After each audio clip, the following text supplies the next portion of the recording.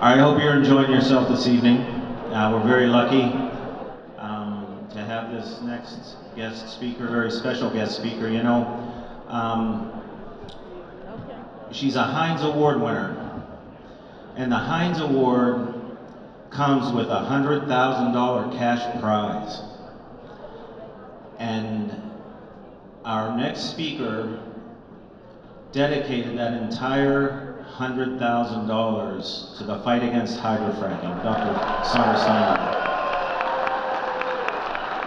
And she's going to be doing a book signing directly after the show out front. She's going to do a book signing. And so you'll get to meet her and you'll be able to buy her latest book, Raising Elijah, which talks about linking environmental toxins to children's disease a lot in that particular book. And she's also the author of Living Downstream, which was made into a documentary film. So, without further ado, thank you for coming. And ladies and gentlemen, please give a warm, warm welcome for Sandra Steingraber.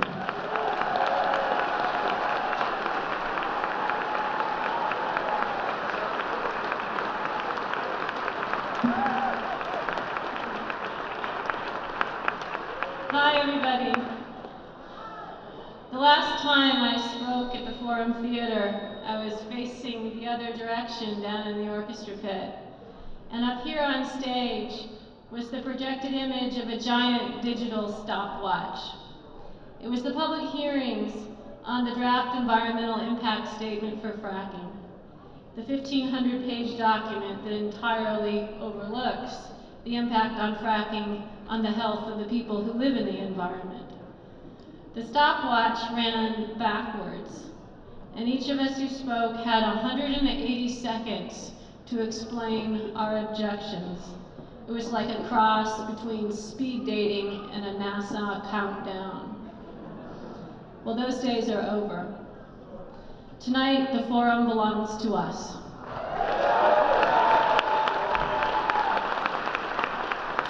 Which is to say it belongs to the biggest, most epic human rights movement that New York has ever seen. With more than 100 different anti-fracking groups across the state and more than 80 local bans on fracking. Most recently, the towns of Vestal, Chenango, Endicott, Union, and Owego are considering bans on fracking, so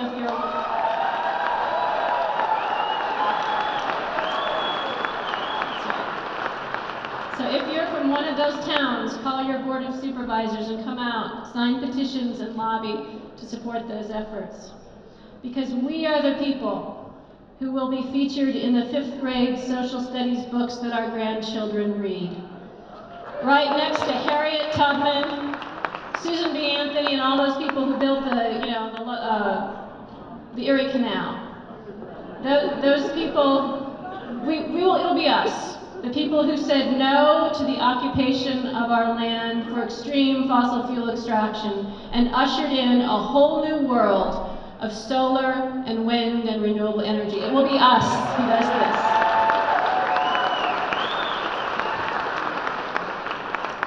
A year ago, I published a book called Raising Elijah. The title refers to my now 10-year-old son, born in the shadow of 9/11, and who lives with me on top of the so-called shale play in the crosshairs of the world's most powerful industry, in a county where 40% of the land is leased to the gas drillers. Raising Elijah also refers to my son's namesake, Elijah Lovejoy, an early abolitionist from my home state of Illinois. In the 1930s, Elijah Lovejoy argued that even though millions of dollars of personal wealth was invested in slaves, and even though our entire economy was dependent on their unpaid labor, that slavery was nevertheless a homicidal abomination and needed to end.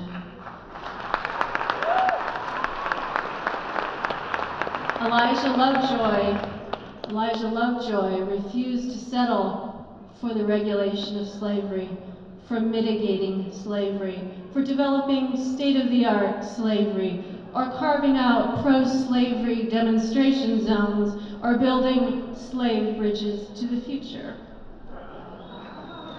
So in this book, I'm interested in raising up the abolitionist spirit of Elijah Lovejoy for our own time and for our own economy, which has become ruinously dependent on fossil fuels.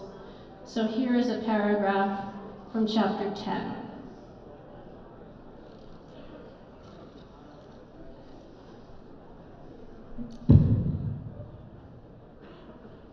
What happens to fracking is different to what happens to water when you leave the tap running while you brush your teeth. When a single well is fracked, several millions of gallons of fresh water are removed from lakes, streams, and groundwater aquifers and are entombed in deep geological strata up to a mile or more below the water table. Once there, this water is removed from the water cycle permanently, as in forever. It will no longer swirl with tadpoles or ripple with fish. It will no longer ascend into clouds, freeze into snowflakes, melt into rivulets, cascade over rocks, turn into soil, rise through roots, or flow from your tap. It will not become blood, tears, sweat, urine, milk, sap, nectar, yolk, honey, or the juice of a fruit. It will never again float a leaf boat, slosh, dribble, spray, trickle, splash, drip, or glisten. Never again fog, mist, frost, ice, dew, or rain. It's gone.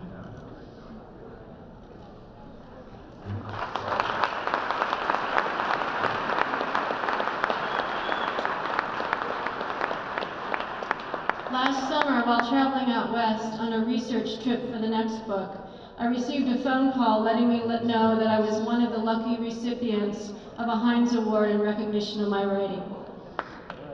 It's an award, as Chris mentioned, it's an award that comes with a $100,000 cash prize. So I went out into the desert and I thought hard. I thought about Tim DeChristopher, an anti-fracking activist who had just been convicted for disrupting the auction of public land to the oil and gas industry in southern Utah. And in fact, I had just attended his sentencing at the Salt Lake City courthouse, 2 years in federal prison. Tim told the judge, "This is what love looks like."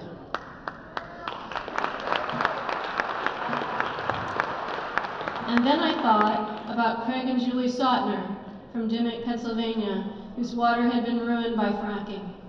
In 2010, Craig and Julie came to my town here in New York, Ulysses, to tell their story at an early public forum on fracking, and their speech that night helped spark our local ban effort, which was successful.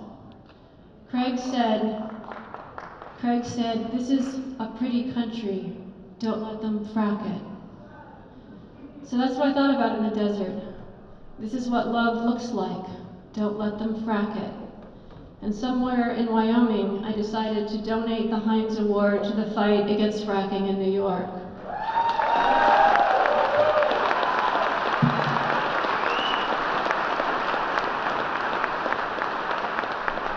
And this night is part of that decision. Giving some of the money to the architects of tonight's event, the Finger Lakes Clean Waters Initiative, was an easy choice. Chris Tate and John McNamara have this sort of genius understanding of the power of the arts, especially music, to open our hearts and bring us together in common purpose and to provide theme songs for the work ahead. Some of the money went to the expenses of our self-organized public hearing on the Eskais that we held in Ithaca. Some went to the investigative branch of the anti-fracking movement, namely toxics targeting, overseen by that street-fighting man, Walter Henn. Some went to the nonprofit legal shop overseen by David and Helen Slotji, the two brilliant attorneys who helped communities craft local anti-fracking ordinances throughout the state.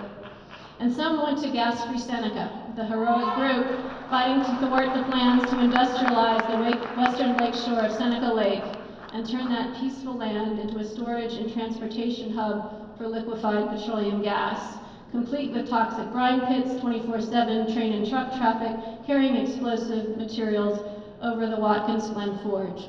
No fracking way. Are we going to let that happen?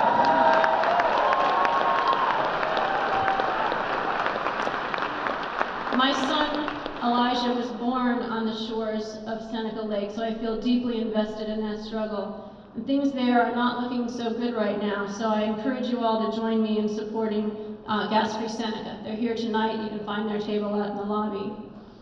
Some of the Heinz money went to my hometown, Ulysses, to help with the cost of an amicus brief that we filed in defense of our sister town, Dryden, which also passed a local fracking ban.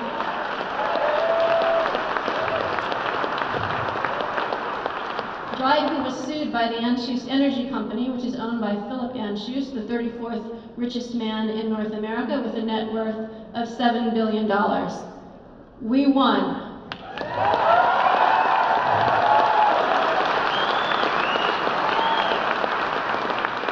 And some of the Heinz money has been directed to a special project which will be announced in a couple of weeks, so stay tuned.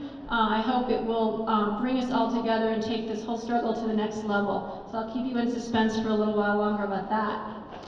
And now, last fall, when I let it be known that I intended to dedicate my award to fracking abolition, I received a lot of advice.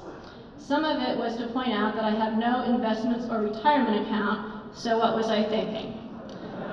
Some of it was to point out that the gas industry spends more on television commercials than what I was preparing to give away, so what was I thinking? As a response, I'd like to reference the Buddhist fable, The Brave Little Parrot, the long version of which appears in the current issue of the journal Parabola. So I'll give you the short version, and I'll close here. There was once a beautiful forest that was home to many animals. One day, a fire started and the wind quickly whipped it into a terrible conflagration that threatened to char the entire forest. The animals ran to the riverbank while they were huddled in misery and fear. Then one little brave parrot began scooping river water into its beak and flying into the flames back and forth in an attempt to extinguish the fire. The other animals said, "What are you doing? It's too late. Our home is going to be destroyed and there is nothing we can do about it. It's inevitable." And the brave parrot said, "I am doing what I can." So it continued flying back and forth with beaks full of water while flames crowned in the treetops. And then the gods looked down from the sky and said, "Parrot, what are you doing? You're going to burn up and die and the forest will be destroyed anyway." And the parrot said, "I don't need your advice, I need your help." And the gods were so moved and inspired by the determined actions of the parrot and so ashamed of their own passivity and defeatism that they began to cry, and their tears extinguished the fire. The end.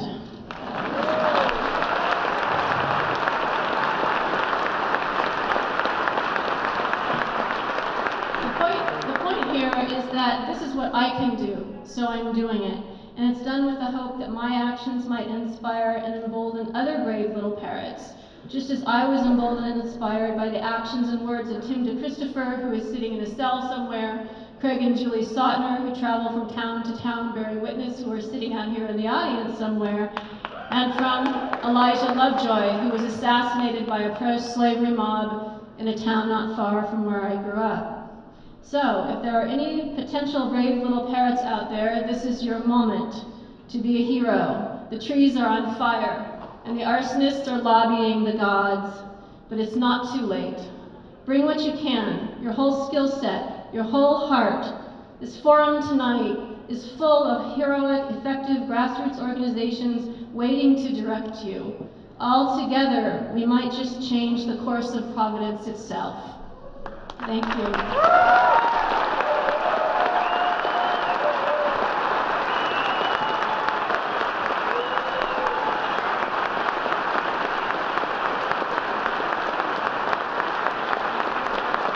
Sandra Steingraber, ladies and gentlemen. Give her a hand. How eloquent.